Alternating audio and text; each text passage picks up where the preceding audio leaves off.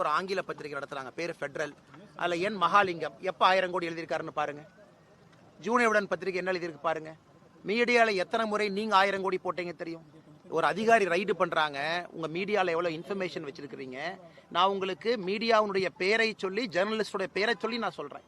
எத்தனை பேர் 1000 கோடி போட்டிருக்காங்க? 1000 கோடி ரூபாய்க்கு மேல. இன்ஃபேக்ட் எனக்கு இது 40,000 கோடி ரூபாய் இருக்கும் என்பது என்னுடைய அனுமானம்.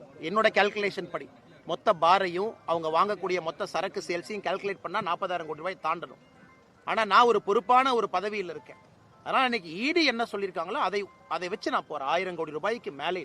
பட் என்னை பொறுத்தவரை இது டிப் ஆஃப் அன் ஐஸ்பர்க், ஒரு சின்ன துரும்பு தான் அந்த 1000 கோடி என்பது. ஏன்னா அந்த அளவுக்கு திராவிட முன்னேற்ற கழகம் இதை வச்சு 2024 லோக்சபாவையே சாராய காசை வச்சுதான் நடத்தியிருக்காங்க. டாஸ்மாக்னுடைய பணத்தை வைத்து தான் 2024 பாராளுமன்ற தேர்தல் முழுவதும் திராவிட முன்னேற்ற கழகம் நடத்தியிருக்கிறாங்க. 2026 சட்டமன்ற தேர்தலையும் டாஸ்மாக் வச்சு நடத்துறதுக்காக களத்தில் இருக்கிறாங்க. சொல்லட்டுங்க, அவங்க சொல்லிட்டு செந்தில் பாலாஜி என்ன உத்தமரானே. இன்னைக்கு இந்தியாலே one of the most fraud politician number 1ல இருந்து போட்டீங்கன்னா நம்பர் 1 அவரு. இன்னைக்கு சுப்ரீம் கோர்ட்டினுடைய நீதிபதி கேட்கறாங்க, நீங்க எல்லாம் அமைச்சரா தொடருக்கு தார்மீக உரிமை இருக்கான்னு கேட்கறாங்க. இன்னைக்கு இவங்க எல்லாம் முன்னாடி வந்து காந்தியவாதி போல வேஷம் போடுறாங்க. இவங்க எல்லாம் நல்லவங்க, கர்மவீரர் காமராஜர் கேபினெட்ல சர்வ் பண்ணவங்க. ஒரு ஊழல் கேபினெட்ல தலையிலிருந்து கால் வரை ஊழல் ஆட்சி மட்டும் நடைபெறக்கூடிய திராவிட முன்னேற்ற கழகத்தினுடைய ஆட்சியில ஒரு ஊழல் பேர் வழி சாராய அமைச்சர். அவர் சொல்வதில் எங்க இருக்கு?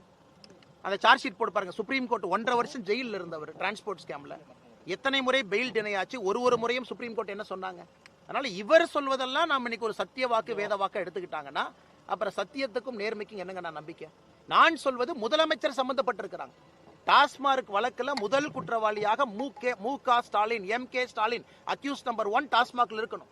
2வது குற்றவாளி தான் செந்தில் பாலாஜி. ஏன்னா பாலிசியை டிசைன் பண்ணி கூட ஒரு அமைச்சரை வச்சுக்கிட்டு கண்ணை மூடிட்டு இருந்தாங்க அப்படின்னா முதலமைச்சரும் பொறுப்பு தானே. என்னை பொறுத்தவரை இந்த கேஸ்ல அக்யூஸ் நம்பர் 1 முதலமைச்சராக இருக்க வேண்டும். ஏன்னா அரவிந்த் கெஜ்ரிவால் அக்யூஸ்